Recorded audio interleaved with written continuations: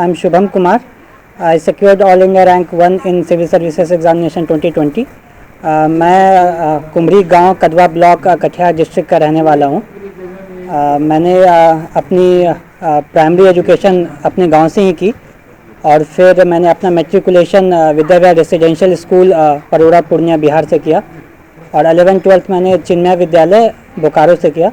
इसके बाद मेरा चयन IIT बॉम्बे में हुआ, जहां से मैं सिविल इंजीनियरिंग बीटेक 2014 to 2018 मैंने वहां से किया एंड जनवरी 2018 से मैंने सिविल सर्विसेज की तैयारी स्टार्ट की एंड 2019 में मेरा रैंक 290 रहा और मेरे परिवार में टोटल 8 लोग हैं और ये एक जॉइंट फैमिली है। मेरे पापा बैंक मैनेजर हैं उत्तर बिहार ग्रामीण बैंक में और मेरे चाचा एक्यूप्रेशर प्रैक्टिशनर हैं एंड मेरी मम्मी चाची घर पे ही रहती हैं एंड मेरी दीदी जो है वो साइंटिफिक ऑफिसर है बार्क इंदौर में।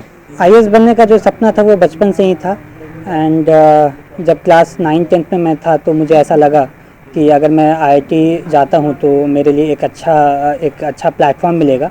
सो मैं वहाँ पे पहले JEE की तैयारी की एंड जब मैं कॉलेज 3rd ईयर में था तो मुझे ये लगा कि अगर मैं लोगों के लिए काम करता हूँ तो मुझे एक डिफरेंट लेवल ऑफ सेटिस्फैक्शन मिलता है। So in my final year I decided और फिर 2018 से मैंने सिविल सर्विसेज की तैयारी स्टार्ट की एंड शुरुआत के 1 साल मैं दिल्ली में कोचिंग लिया एंड 2nd ईयर मैं खुद से फिर तैयारी की। काफ़ी सारे कोचिंग इंस्टीट्यूट मेरा नाम जो है वो डाल रहे हैं कि वो मैं वहाँ का स्टूडेंट हूँ। एक्चुअली जब मैं 2nd अटेम्प्ट में 2019 में जब मैं इंटरव्यू का प्रिपरेशन कर रहा था तो उस समय मैं 10 से 12 इंस्टीट्यूट में मॉक इंटरव्यूज़ दिए थे एंड जो UPSC का जर्नी है वो प्रीलिम्स मेंस एंड इंटरव्यू का स्टेज होता है और इंटरव्यू के टाइम पे ये सारे कोचिंग इंस्टीट्यूट जो हैं वो ऑलमोस्ट फ्री ऑफ कॉस्ट जो है वो मॉक इंटरव्यूज़ कंडक्ट कराते हैं। सो एक कॉन्फिडेंस बिल्ड करने के लिए मैं इन सारे इंस्टीट्यूट के पास गया था और मॉक इंटरव्यूज़ दिए थे और ऐसा लग रहा है कि मैं उनका क्लासरूम स्टूडेंट हूँ, वैसा कुछ नहीं है। मैं 2018 में विज़न IAS से कोचिंग किया था एंड वहाँ पे बेसिक जो है वो आपको कवर होते हैं जो कि आप बेसिक बुक्स पढ़ के भी कर सकते हैं। इसके अलावा मैं कोई और कोचिंग इंस्टीट्यूट में जो है वहाँ से मैंने GS की तैयारी नहीं की थी और जो भी आप देख रहे होंगे पोस्टर्स वो इसलिए है क्योंकि मैं 2019 में वहाँ पे मॉक इंटरव्यूज़ दिया था एंड तीसरी साल जो इस बार का अटैम्प्ट था जो 3rd अटैम्प्ट था 2020 में वो मैं खुद से दिल्ली में एक रूम रह के तैयारी कर रहा था एंड फिर बाद में मैंने ट्रेनिंग भी ज्वाइन किया Indian defence account service that is भारतीय रक्षा लेखा सेवा में और जनवरी 2021 से मैं ट्रेनिंग कर रहा था Faridabad NIFM national institute of financial management में एंड करेंटली मेरी ट्रेनिंग चल रही थी NADFM national academy of defence financial management Pune में। I am from Delhi. I have graduated from Shri Ram College of Commerce in 2019 and I enrolled in the Dreams 400 scholarship of Lukman IAS in which I studied GS in 2019-2020 batch and I studied all the subjects, polity, economics, ethics and the faculty here, Ansari sir and Lakshmikant sir and other teachers as well. They are all very good and they are very motivating as well as encouraging. So yes, it has been a very important part of my UPSC journey being associated with Lukman IAS and rest is that thank you so much. I would thank Ansari sir for his constant guidance starting from the prelims phase till the interview phase and that's it from my side. Thank you. अगर मैं अपने last attempt और इस attempt को comparison करूं तो मेरे GS general studies में मेरे सिमिलर मार्क्स हैं। लास्ट ईयर मुझे 428 आया था, इस बार मुझे 424 आया और ऐसे में लास्ट ईयर 132 आया था, इस बार 134 आए हैं। मेरा जो बिगेस्ट जंप है वो ऑप्शनल में है। Last year I got around 263 marks, 263 marks थे और इस बार मुझे 320 मार्क्स हैं और इंटरव्यू में लास्ट ईयर मुझे 146 थे, इस बार मुझे 176 हैं। सो मैंने कुछ चेंजेस किए। मेरा फोकस ये रहा कि मेंस में अराउंड 50 मार्क्स का जंप अगर मैं करता हूँ तो वहाँ पे मैं फ़ोकस किया कि मैं ऑप्शन पे ज़्यादा फोकस करूँगा। ऑप्शन में मैंने कुछ एक नई किताबें भी पढ़ी और ज़्यादा प्रैक्टिस किया और इंटरव्यू में फिर ये फोकस रहा कि जो कॉन्फिडेंस लेवल है उसको मैं इंक्रीज़ करूँ ताकि इंटरव्यू के अंदर जाके मेरा कॉन्फिडेंस लो ना हो। अब मैं प्रीलिम्स की अपनी स्ट्रैटेजी शेयर करना चाहूँगा क्योंकि 10 अक्टूबर को प्रीलिम्स भी है। सो मैं इसे पॉइंट वाइज बोलना चाहूँगा। फर्स्ट ऑफ ऑल मैं अपने सोर्सेज को बहुत लिमिट रखा। मैं अपने बेसिक किताबें जो हैं उनको पढ़ाई की, और मेरा खुद का एक क्लासरूम के नोट्स थे जो मैंने कोचिंग फर्स्ट ईयर 2018 में जो मैंने किया था, उसका एक बेसिक मेरे पास नोट्स था। एंड जैसे पॉलिटी में मैं लक्ष्मीकांत पढ़ा, एंड हिस्ट्री में मॉडर्न इंडियन हिस्ट्री में मैं स्पेक्ट्रम पढ़ा। सो एक मैं डिटेल एक अलग से मैं एक वीडियो बनाऊंगा जो मेरे रिसोर्सेज हैं। मेरा ये फोकस रहा कि एक सब्जेक्ट के लिए एक ही रिसोर्स हो, उसको बार बार रिवाइज़ करूँ। अब इसके अलावा मेरा करंट अफेयर्स के लिए मैंने मंथली मैगज़ीन फॉलो किया, विज़न आईएएस का। एंड प्रीलिम्स से पहले मैं द हिंदू पढ़ता था रेगुलरली, एंड फिर प्रीलिम्स के बाद the Hindu and Indian express मैं न्यूज़पेपर फॉलो करता था। एंड इंटरव्यू स्टेज में मैंने टाइम्स ऑफ इंडिया भी फॉलो किया। इसके साथ साथ तीसरा पॉइंट ये मैं कहना चाहूँगा कि कोई भी स्टेज के लिए इट इज़ वेरी इंपॉर्टेंट कि आपके पास प्रॉपर प्लानिंग हो। मैंने प्रीलिम्स के लिए एक डिटेल प्लान जो है वो अपने पास रखा था। और फॉर एग्जांपल अगर मैं बताऊं तो अगर प्रीलिम्स डे 0 को है तो लास्ट के 4 दिन मैं फाइनल रिवीजन के लिए रखता था, जहां पे मैं मेरे जो शॉर्ट नोट्स है उसको मैं रिवाइज़ करता था, और जो फैक्ट्स एंड फिगर्स हैं उसको मैं लास्ट के दिनों में रिवाइज़ करता था। फिर डे 4 टू डे 20 जो फिर 15 डेज़ का जो पीरियड है उसमें मैं अपना सेकंड रिवीजन करता था, जहाँ पे मैं अपने जितने सारे टेस्ट सीरीज़ दिए हैं उसको रिवाइज़ करता था, और जो मेरे खुद के नोट्स है उसको रिवाइज़ करता था। सो ये मेरा सेकंड रिवीजन होता था। और पहला जो एक रिवीजन है वो मेरा होता था ऑलमोस्ट डे 20 टू डे 50। सो ये 50 डेज़ का ये प्रॉपर प्लान होता था, जो कि मैं प्रीलिम से पहले जो है इसको इम्प्लीमेंट किया था इस बार, और लास्ट ईयर भी मैंने इम्प्लीमेंट किया था। सो लास्ट ईयर अराउंड मुझे 110-111 मार्क्स से प्रीलिम्स में 2019 सीएसई में, और इस बार मैं एक्सपेक्ट कर रहा हूँ कि 120 टू 125 रहेंगे। एंड प्री के लिए बहुत ज़रूरी है कि आप ज़्यादा से ज़्यादा टेस्ट लगाएं। 2019 में मैंने 70 से 75 टेस्ट लगाए थे, एंड 2020 में चूँकि टाइम कम था, ऑलमोस्ट 50 डेज ही थे रिजल्ट के बाद, सो मैं अराउंड 35 टू 40 टेस्ट लगा पाया था। सो इसमें मैं जो टेस्ट सीरीज़ है उसको लगाने का मैं 3-4 पॉइंट्स में बताना चाहूँगा। पहला कि मैं अलग अलग कोचिंग के टेस्ट सीरीज़ लगाता था। एक विज़न आईएएस का मैं लगाया था, उनका कंप्लीट टेस्ट सीरीज़ में लगाया था। इसके अलावा मैं वाजिराम, फोरम आईएएस, ये अलग अलग कोचिंग के आपको ऑनलाइन सोर्सेज से आपको फ्री में भी उपलब्ध है, वहाँ से आप डाउनलोड करके आप उसको लगा सकते हैं। एंड इसके अलावा मेरा एक पीयर ग्रुप था जहाँ पे 3-4 लोग काफ़ी अच्छे से तैयारी कर रहे थे। सो हम लोग क्या करते थे कि एक गूगल शीट पे एक गूगल शीट बनाते थे और बाकी लोगों के मार्क्स वहाँ पे डालते थे और कंपैरिजन करते थे कि मैं अगर इतना मार्क्स ला रहा हूँ इस टेस्ट में तो मेरे फ्रेंड कितने ला रहे हैं। एंड ये बहुत ज़रूरी है क्योंकि फिर हम लोग जो है डिस्कशन करते थे कि कैसे इंटेलिजेंट गेसिंग को हम लोग बढ़ा सके। प्रीलिम्स टेस्ट सीरीज़ में बहुत अच्छे मार्क्स कभी नहीं आते थे, मुझे अराउंड 80 टू 90 एंड 70 टू 90 के बीच में स्कोर रहता था, बट कंसिस्टेंटली मेरे 80 ऑन एन एवरेज मार्क्स रहते थे। मेरा ये फोकस होता था कि मैं ज़्यादा से ज़्यादा टेस्ट सीरीज़ लगाऊँ और उसको एनालाइज करूँ, अपने वीक एरियाज़ को आइडेंटिफाई करूँ और जो लॉजिक एंड रीजनिंग है उसको डेवलप करूँ, क्योंकि यूपीएससी जो है वो क्वेश्चन जो है वो लॉजिक एंड रीजनिंग पे पूछता है, एंड आप कॉमन सेंस का यूज़ करके ऑप्शंस को एलिमिनेट कर सकते हैं और सही आंसर तक पहुंच सकते हैं। इसमें एक और चीज़ है कि जो टेस्ट का एनालिसिस है वो हम लोग काफ़ी डिटेल में करते थे। लास्ट ईयर मैं अपने रूममेट के साथ, जो कि अभी आईएएस है बिहार कैडर में ही, उसके साथ बैठ करके मैं टेस्ट सीरीज एनालाइज करता था। तो जैसे कि हम लोग डिस्कस करते थे कि जो टेस्ट सीरीज़ है वो 2 से 3 इटरेशन में करूँ, 2 से 3 बार में करूँ। पहला बार जो है वही क्वेश्चन को करूँ जिसमें मैं फुल्ली कॉन्फिडेंट हूँ। सो वो ऑलमोस्ट 1 घंटे से 1 घंटा 10 मिनट लगता था। फिर सेकंड इटरेशन करते थे जिसमें डाउट है, जो 2 ऑप्शंस जो एलिमिनेट कर चुके हैं उसको फिर उस क्वेश्चंस को करते थे। फिर जैसे ही 1 घंटा 35 मिनट होता था तो बबलिंग स्टार्ट करता था मैं, और 7 से 8 मिनट में जितने भी क्वेश्चंस मैं किए उसको बबल करता था। इसके बाद मैं आता था थर्ड इटरेशन में, और जैसे जैसे फिर क्वेश्चन करता था वैसे वैसे बबल भी करता था।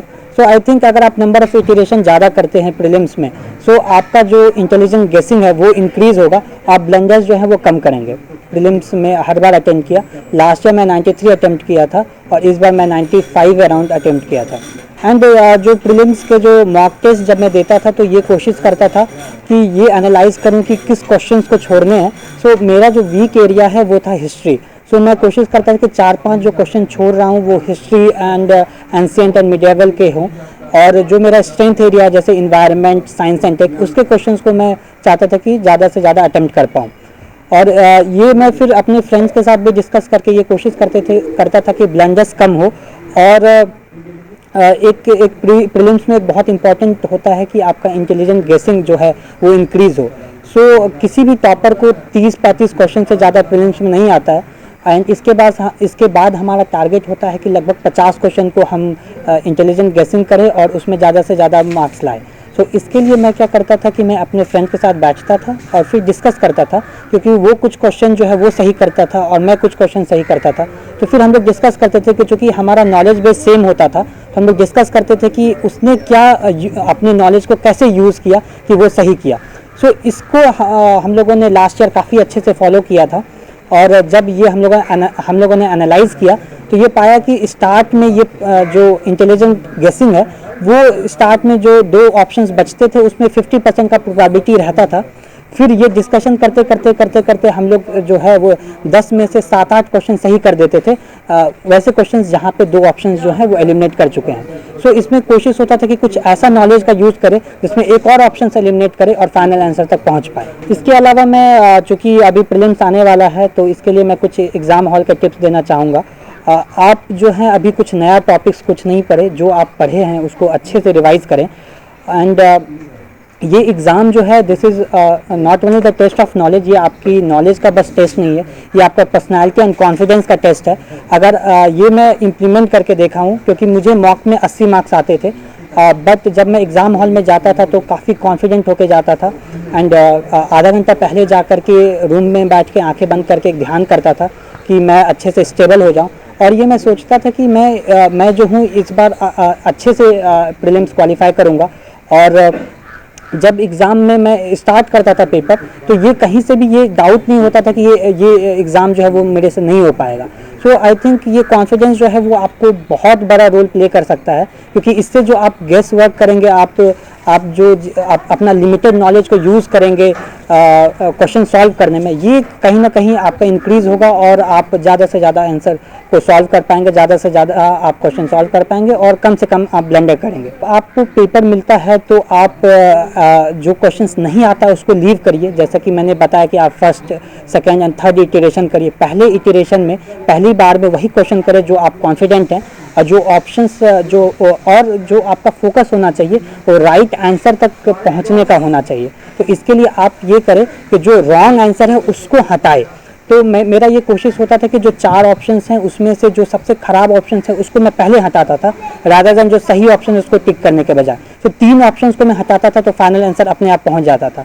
तो इससे ये करने से आपके ब्लंडर्स जो हैं वो प्रीलिम्स में कम होंगे। और मैं अलग अलग पेन भी यूज़ करता था ताकि प्रीलिम्स में खास करके ताकि मैं जब सेकंड इटरेशन में आऊँ तो मैं उस क्वेश्चंस को आइडेंटिफाई कर पाऊँ जिसको मुझे देखना है। सो आप जो है इसमें थोड़ा टाइम आप बचेगा जब आप सेकंड इटरेशन कर रहे होंगे। इसके साथ साथ जब ये मैं बताना चाहता हूँ कि लास्ट ईयर प्रीलिम्स में लास्ट के 10 मिनट में ऑलमोस्ट 30 क्वेश्चंस मेरे बचे हुए थे। इवन तो मैं पहली बार उसको नहीं पढ़ रहा था, सेकंड इटरेशन में मैं उसको सॉल्व कर रहा था।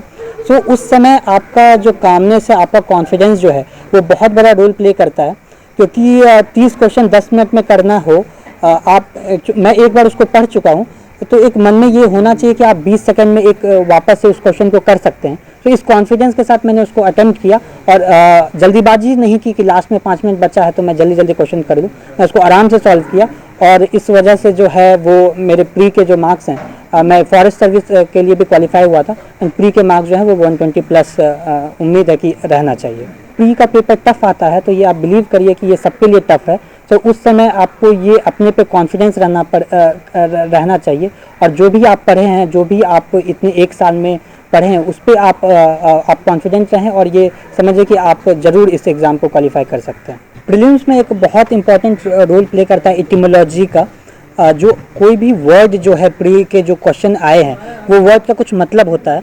सो एग्ज़ाम में ऐसे काफ़ी क्वेश्चंस होंगे जिसका आपको कोई आइडिया नहीं होगा, बट उसके वर्ड्स को आप ब्रेक करके आप फाइनल आंसर तक पहुंच सकते हैं।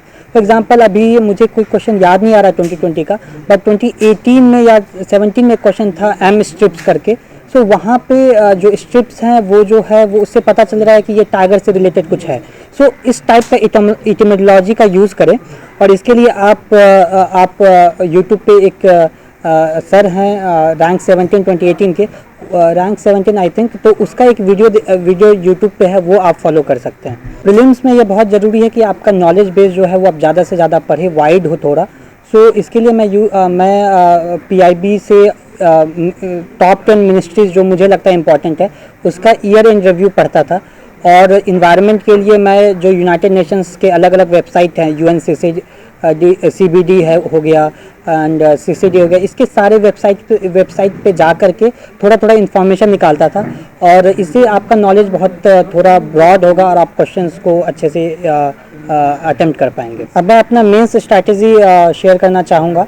लास्ट ईयर मुझे मेंस में 428 मार्क्स आए थे 428, इस बार मुझे 424 मार्क्स आए हैं 424, एंड मेरे कंसिस्टेंटली डिसेंट स्कोर रहे हैं मेंस में।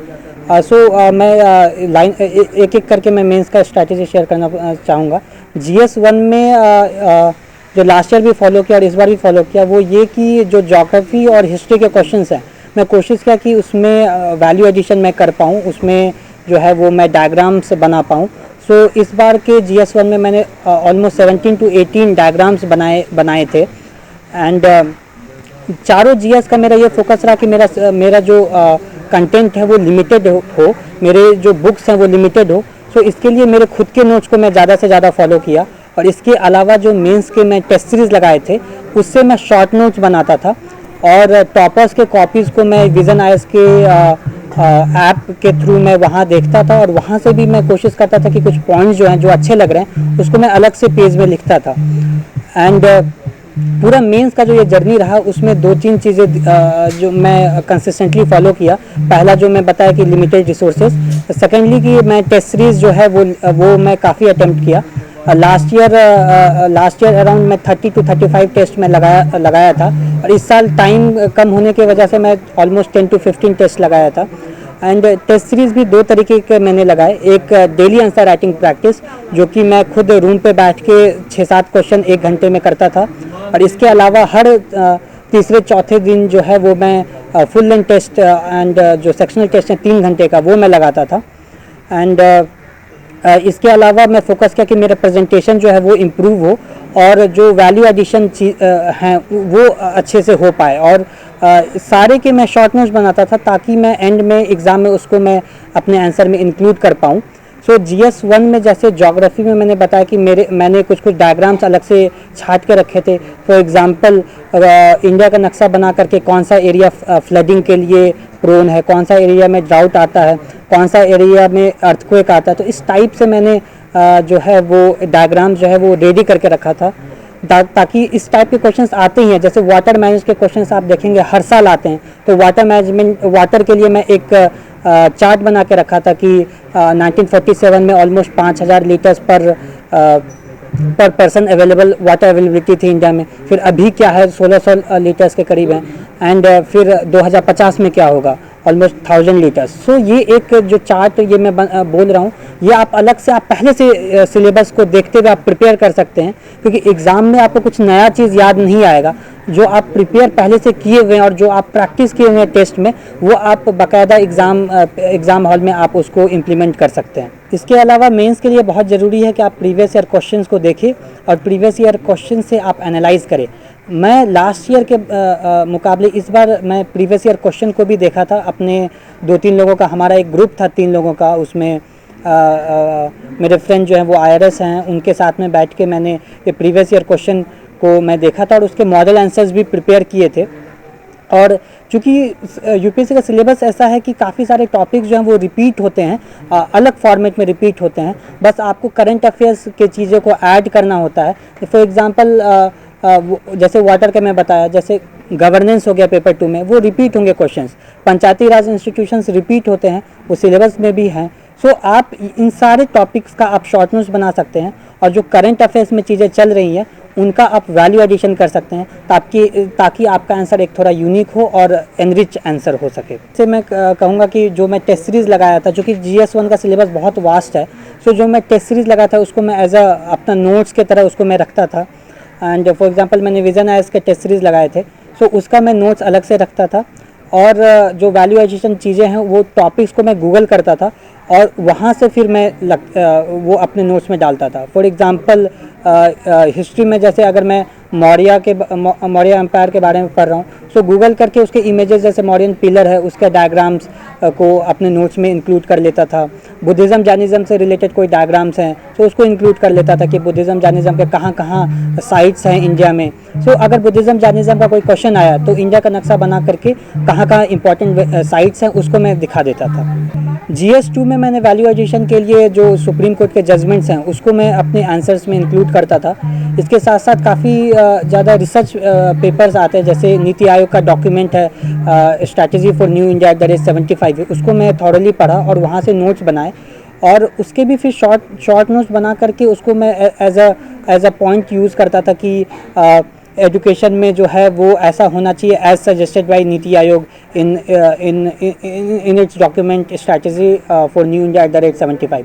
सो जब आप ये वैल्यू एडिशन करेंगे सो ये आपको बाकी और सब कॉपी से आपको आधा 1 मार्क्स करके आपको हर क्वेश्चन में एक्स्ट्रा मिलेगा और जब आप ओवरऑल देखेंगे तो हर पेपर में आप 10 से 15 मार्क्स इंक्रीज़ कर सकते हैं और ओवरऑल आप 60-70 मार्क्स जो है वो GS में इससे आप इंक्रीज़ कर सकते हैं।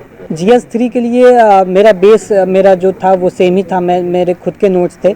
इसके अलावा मैंने टेस्ट सीरीज़ लगाए और जो वैल्यू एडिशन है उसमें मैंने ग्राफ्स का यूज़ किया और ये जो ग्राफ्स हैं वो आप बजट और इकोनॉमिक सर्वे से ला सकते हैं।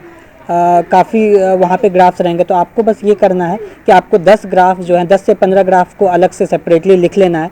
आपको डेटा वगैरह जो है ये बजट एंड इकोनॉमिक सर्वे से सेपरेट कर लेना है और एक शॉर्ट नोट्स बना लेना है। तो मेरे पास सारे GS पेपर के लिए मेरे पास 10-10 पेज के नोट्स होते थे जो कि मैं रिवाइज़ करता था अपने मॉक टेस्ट देने से पहले भी और फाइनल एग्ज़ाम में घुसने से पहले भी। सो फॉर एग्जांपल GS1 में जैसे मैं बताया ज्योग्राफी के लिए मेरे पास डायग्राम्स थे, हिस्ट्री के लिए डायग्राम्स थे एंड GS2 में मेरे पास जजमेंट्स थे एंड सोसाइटी GS1 में सोसाइटी के लिए मेरे पास डेटा वगैरह थे जो कि मैं 6 से 7 पेज का एक डॉक्यूमेंट था जिसमें मैं सारा डेटा वगैरह इकट्ठा करके रखा था। GS3 के लिए भी डेटा वगैरह काफ़ी थे एंड केस स्टडीज़ वगैरह मैं लिख के रखता था कि अगर एजुकेशन मॉडल है हरियाणा का, फॉर एग्जांपल सक्षम मॉडल है, सो उसको मैं लगता था कि सक्षम हरियाणा एजुकेशन मॉडल, ताकि एजुकेशन से रिलेटेड क्वेश्चन आए तो उसको मैं वहाँ पे यूज़ कर पाऊँ। फॉर एग्जांपल सरल हरियाणा करके एक प्रोग्राम है जहाँ पे गुड गवर्नेंस पे फोकस किया गया है, सो उसको मैं अपने आंसर्स में इंक्लूड करता था। GS4 के लिए मेरा जो प्रिपरेशन था वो बाकी GS की तरह सेम था। मैं काफ़ी डायनेमिक रखा है अपने प्रिपरेशन को और लिमिटेड रखा। सो एक अपने दोस्तों के साथ बैठ करके जो GS4 के जो इम्पॉर्टेंट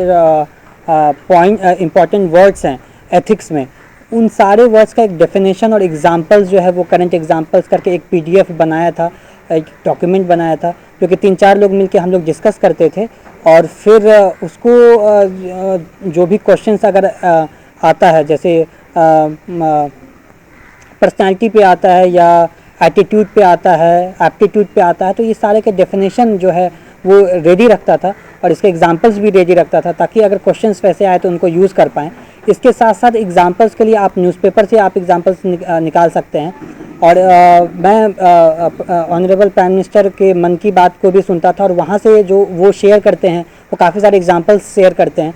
सो वहाँ से मैं एज ए एग्जांपल्स वहाँ से मैं निकालता था और 10 से 15 एग्जांपल्स रेडी रखता था और ये मैं सोचता था कि अगर क्वेश्चंस ऐसे आएंगे तो ये एग्जांपल्स को मैं कहाँ यूज़ कर पाऊँगा, कैसे यूज़ कर पाऊँगा। सो अगर आप पहले से ये सारा चीज़ सोच के रखते हैं तो एग्ज़ाम में आपको आसानी होगी ये सारे एग्जांपल्स को यूज़ करने के लिए। मैंने 15 से 20 एक फ्लो चार्ट भी बना के रखा था ताकि क्वेश्चंस आए तो वो जो फ्लो चार्ट से अगर मैं समझाता हूँ तो वहाँ पे एक टाइम भी बचेगा और एक अच्छा लगेगा एग्जामिनर को चेक करने में कि कुछ अलग किया है। सो ये मैं सारा चीज़ जो है वो मैं एक टेलीग्राम चैनल बनाऊंगा, फिर ये सारी चीज़ें मैं शेयर करूंगा उस पर, सो आप उसको रेफ़र कर सकते हैं। इससे के लिए मैंने कुछ रिसोर्सेज मैंने यूटिलाइज़ किया था। फॉर एग्जांपल मैं योजना जो है लास्ट के 2 साल के योजना को मैं उसका जो पहला पेज है उसको मैं पढ़ा था। अंदर में भी कुछ अगर इम्पोर्टेंट मिल गया तो उसको मैं निकाल लेता था। सो ऐसे में ये है कि हमारे पास टोटल 14 to 15 ब्रॉड टॉपिक्स होते हैं। For example farmers, farming, agriculture and health, education, country से related, for example new India. तो इस टाइप के ब्रॉड टॉपिक्स पे आप जो हैं वो प्रिपेयर कर सकते हैं ऐसे में। क्योंकि एग्ज़ाम में टाइम कम होता है और आपको 2 ऐसे लिखने होते हैं, दो ऐसे लिखने पड़ते हैं ऑलमोस्ट 1000 वर्ड्स के हर एक ऐसे। सो आप पहले से जो हैं वो ऐसे के जो ब्रॉड टॉपिक्स हैं उसको आप प्रिपेयर कर सकते हैं। सो मेरे पास जो है 5-6 पेज करके इन सारे ब्रॉड टॉपिक्स पे नोट्स थे एंड इसके लिए ये योजना को मैंने रेफ़र किया था। मैंने गूगल का काफ़ी सहारा लिया था और इसके साथ साथ मैं प्रीवियस ईयर टॉपर्स के कॉपी से नोट्स में बनाता था। सो ये बहुत ज़रूरी है कि आप प्रीवियस ईयर प्रीवियस ईयर के टॉपर्स हैं उसकी आपके कॉपीज़ आपको कोचिंग इंस्टीट्यूट से मिल जाएंगे। सो वहाँ से आप सीख भी सकते हैं कि टॉपर्स ने कैसे लिखा। इसके साथ साथ आप नोट्स भी बना सकते हैं क्योंकि इन सारे टॉपिक्स में जो पॉइंटर्स है वो चेंज नहीं होता, जो प्रॉब्लम्स है, जो सॉल्यूशन है वो सिमिलर सा ही रहता है। तो आप यहाँ से ले सकते हैं। इसके साथ साथ आप जो करंट अफेयर्स में चीज़ें आ रही हैं उसको आप इंक्लूड कर सकते हैं। सो ऐसे का जो मेरा फ्रेमवर्क था वो भी मैं डिसाइड कर लिया था कि ऐसे मैं कैसे लिखूँगा। सो शुरुआत में मैं कोशिश करता था कि मैं एक एनेक्डोट से, एक कहानी से शुरुआत करूँ एंड उस कहानी को मैं पहले एलोबरेट करूँ एक पेज में और फिर उसको मैं टॉपिक के साथ कनेक्ट करता था सेकंड पेज में कि वो टॉपिक से कैसे कनेक्टेड है। एंड ये जो पूरा इंट्रोडक्शन वाला जो स्टेज है ऐसे में वो लगभग 2.5 से 3 पेज का होता था।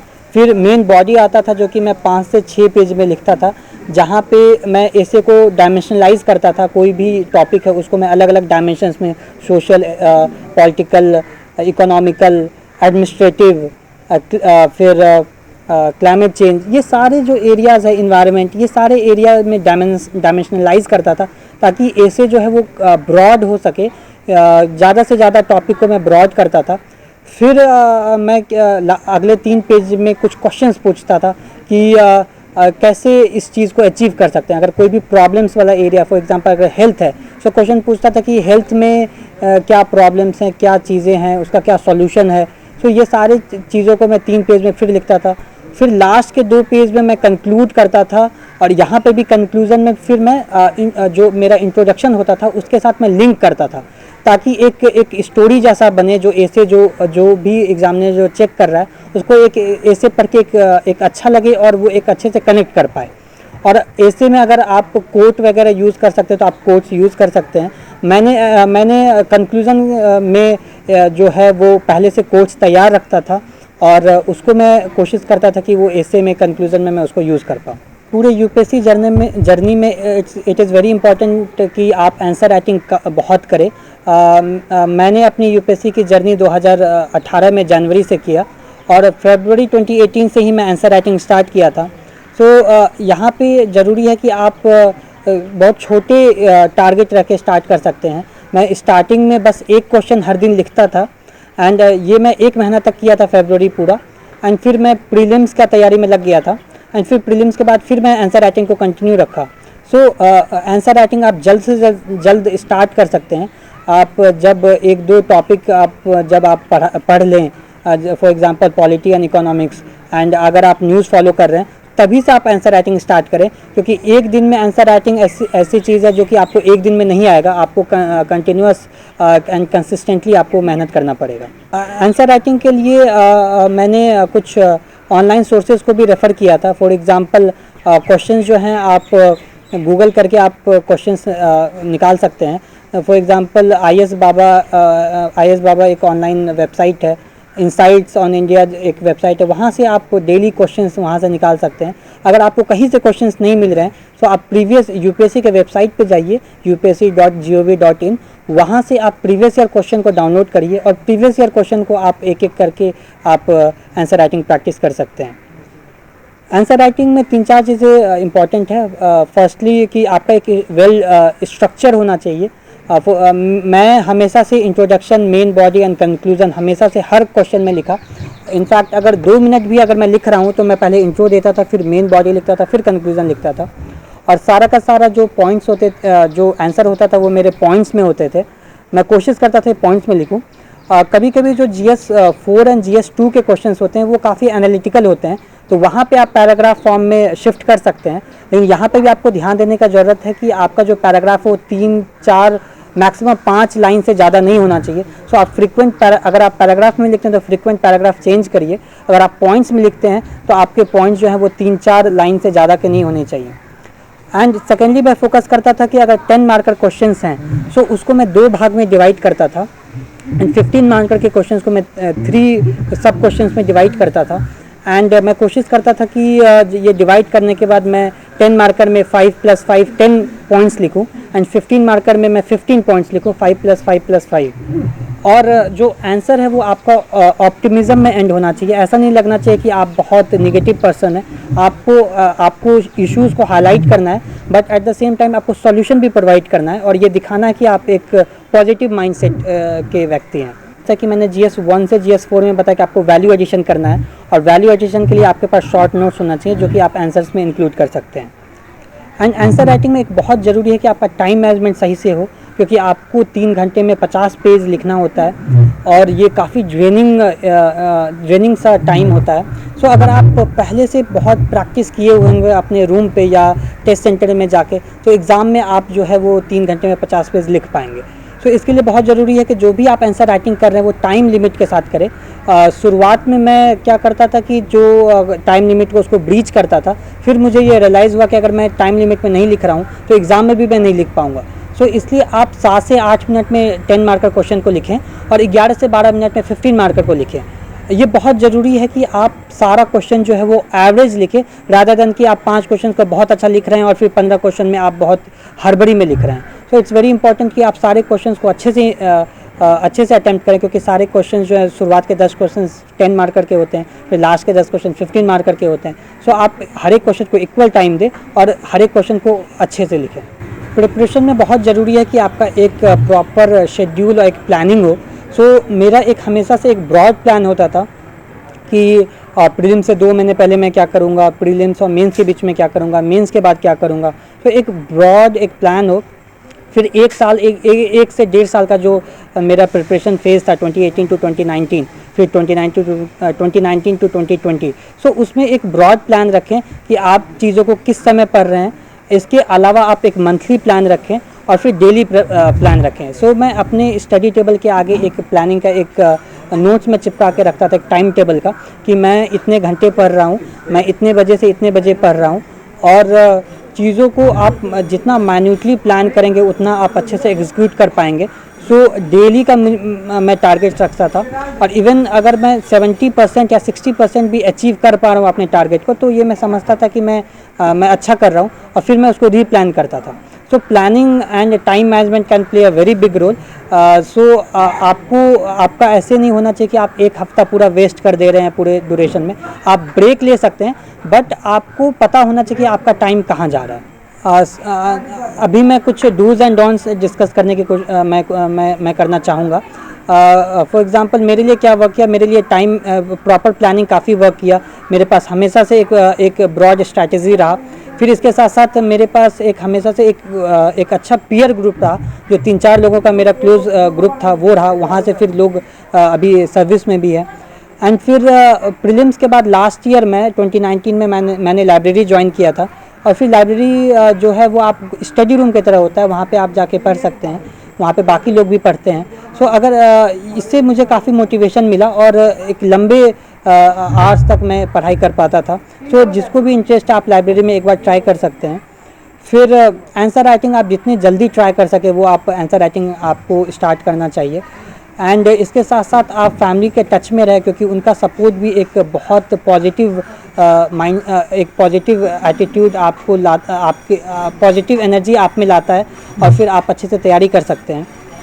एंड कुछ डोंट्स मैं कहना चाहूँगा, जैसे कि मैं सोशल मीडिया प्लेटफॉर्म से दूर रहा। आप चाहे तो आप यूज़ कर सकते हैं, बट जब मैं ये देखा कि मैं सोशल मीडिया प्लेटफॉर्म पे रहता हूँ तो मैं अच्छे से तैयारी नहीं कर सकता हूँ। सो जो भी नेगेटिव एक्सटर्नलिटीज़ होती हैं, जो भी आपको डिस्टर्बेंस क्रिएट करती हैं, उनसे आप दूर रहें। आप ये मत सोचिए कि कोई आदमी क्या सोचेगा अगर मैं उसको नहीं बोलूँगा अभी। आप कोशिश करें कि आपकी तैयारी 2 साल अच्छे से हो एंड बाकी जब आप रिज़ल्ट आएगा तो सारे लोग फिर आपको प्रेज़ करेंगे। सो आप अपने जो भी नेगेटिव फ्रेंड्स हैं या जो भी आपको डीमोटिवेट करते हैं उनसे आप दूरी बना के रखें और आप कम से कम सोर्सेज को रेफ़र करें। आप बार बार रिवाइज़ करें रादर देन नए नए टॉपिक्स पढ़ने से। एक और कन्फ्यूज़न होता है कि इतने सारे टॉपर्स अलग अलग बातें कहते हैं, किसको फॉलो करना चाहिए। आप सारे टॉपर्स की बातें सुनें, फिर अपना स्ट्रेंथ एंड अपना वीकनेस एरिया को देखें और अपने अनुसार एक आप प्लान करिए। क्योंकि ये एग्ज़ाम जो है वो आपके खुद का भी एक पर्सनालिटी टेस्ट है। आपके खुद का जो स्ट्रेंथ वीकनेस एरिया है उसके अकॉर्डिंग आप प्लान करेंगे तो आपको ज़्यादा से ज़्यादा मार्क्स मिलेगा। लास्ट ईयर मुझे इंटरव्यू में 146 मार्क्स आए थे एंड इस बार मुझे 176 आए। इंटरव्यू में ऑलमोस्ट 30 मार्क्स का जंप इस बार है। सो मेरा जो सबसे दिक्कत वाला ये पार्ट ये था कि मेरा कॉन्फिडेंस लेवल थोड़ा डाउन रहता था। सो इस बार के इंटरव्यू स्टेज में मैंने फोकस किया कि मैं ज़्यादा से ज़्यादा नॉलेज की तरफ नहीं भागूंगा, मैं अपना कॉन्फिडेंस लेवल को इंक्रीज़ करूंगा। और इसके लिए मैं नए नए लोगों से बातचीत करना स्टार्ट किया। जब मैं सर्विस ज्वाइन किया तो मैं कोशिश किया कि मैं ज़्यादा से ज़्यादा लोगों से इंटरेक्ट करूं एंड इसके साथ साथ मैं कुछ मिरर प्रैक्टिस भी किया कुछ दिनों तक। आप अपने बैकग्राउंड को देखते हुए आप कुछ क्वेश्चंस को प्रिपेयर कर सकते हैं और आप मिरर के सामने बैठ करके आप प्रैक्टिस कर सकते हैं। आप देख सकते हैं कि आपका एक्सप्रेशन क्या आ रहा है, आप कैसे जवाब दे रहे हैं एंड कोशिश करिए कि आप इंटरव्यू में जब जाएं तो आप कॉन्फिडेंस लेवल आपका हाई रहे और आप स्माइल करते रहें, क्योंकि वहाँ पे आपका जो इंटरव्यू है it is a test of personality and not knowledge. ये बहुत बार बहुत सारे टॉपर्स बोल चुके हैं। सो आप कोई भी क्वेश्चंस आए तो उसको नर्वस नहीं होना है, आप कॉन्फिडेंटली सारे क्वेश्चंस को आपको फेस करना है। और एक और इम्पॉर्टेंट बात कि जब कोई डिफ़िकल्ट क्वेश्चन है तो आपको वहाँ पे हम्बली बोलना है कि सर मुझे नहीं पता, इस क्वेश्चन का आंसर नहीं पता, मैंने ये क्वेश्चन नहीं पढ़ा या ये एरिया में नहीं देखा। क्योंकि वहाँ पे आपको ऑनेस्टी एंड इंटीग्रिटी चेक होती है। अगर आप अच्छे से अगर आप बोलते हैं कि आपको नहीं पता, ये भी एक आंसर ही है एंड वो आपको प्रेज़ करेंगे इसके लिए। इंटरव्यू के लिए आपका इंडिविजुअल प्रेफरेंस जो है वो मैटर करता है। अगर आपको लगता है कि आप मॉक इंटरव्यूज़ अटेंड करके आपका कॉन्फिडेंस लेवल अप हो रहा है, आपका प्रिपरेशन अच्छे से हो रहा है, तो आप मॉक इंटरव्यूज़ दे सकते हैं। लास्ट ईयर मैंने ऑलमोस्ट 10 to 12 मॉक इंटरव्यूज़ दिए थे और इस साल मैंने 2 ही मॉक इंटरव्यूज़ दिया, क्योंकि एक तो मैं दिल्ली में था नहीं और मुझे ये लगा कि मुझे कॉन्फिडेंस लेवल पे वर्क करना है और मुझे अपने पे ज़्यादा वर्क करना है रादर देन कि मैं मॉक वहाँ दूँ। लेकिन अगर आपको लगता है कि अगर आप मॉक दे के आपका कॉन्फिडेंस लेवल अप होता है तो आप मॉक्स दे सकते हैं। आप कोशिश करिए कि आपका जो मॉक हो वो उससे आप सीखें और वहाँ का जो एडवाइस आपको मिल रहा है वो आप जो है वो सेलेक्टिवली आप एडवाइस ले सकते हैं। ज़रूरी नहीं है कि आप सारा एडवाइस लें, क्योंकि मॉक में बहुत बार ऐसा होता है कि आपको ग्रिल करते हैं, आपको गलत एडवाइस भी दे सकते हैं। सो आप अकॉर्डिंगली अगर आप इंटरव्यू स्टेज तक पहुँचे हैं सो आप अकॉर्डिंगली आप उस चीज़ को सेलेक्ट कर सकते हैं कि आपके लिए क्या इंपॉर्टेंट है। मैं ये मानता हूँ कि कोचिंग जो है वो बहुत इंपॉर्टेंट नहीं है इस एग्ज़ाम के लिए, क्योंकि यूपीएससी का सिलेबस ऐसा है कि आप घर बैठ के भी तैयारी कर सकते हैं। आप ऑनलाइन सोर्सेस एंड जितने भी बुक्स हैं वो ऑनलाइन आप एक्सेस कर सकते हैं। इसके लिए जो यूपीएससी का सिलेबस है वो आपको पता होना चाहिए और आप उस टॉपिक्स को गूगल करके फॉर एग्ज़ाम्पल अगर गुड गवर्नेंस है या एथिकल गवर्नेंस है सो उसको आप डालिए और आगे यूपीएससी लिख दीजिए, तो आपको काफ़ी सारे वेबसाइट्स मिल जाएंगे जहाँ से आप इस टॉपिक पे आप जो है वो कंटेंट जो है वो आपको मिल सकता है। सो ऐसे करके आप पूरा का पूरा तैयारी जो है वो बिना कोचिंग का भी कर सकते हैं। बट इसके साथ साथ ये ज़रूरी है कि आप आंसर राइटिंग करें।